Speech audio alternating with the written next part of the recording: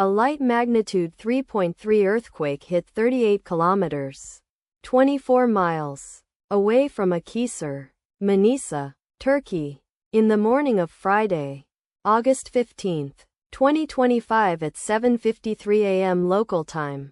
Europe, Istanbul GMT+3. The quake had a very shallow depth of 8.9 kilometers, 5.5 miles, and was reported felt by some people near the epicenter. First to report, Raspberry Sheikh after 3 minutes.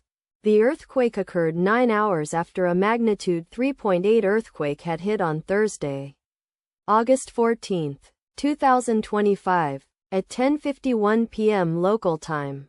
Europe, Istanbul GMT+3. In 11.6 kilometers, 7 miles, distance to the northwest. Data source from Volcano Discovery. Did you feel it? Let us pray. May the earthquake that occurred not affect our brothers and sisters there. May the earthquake not happen again.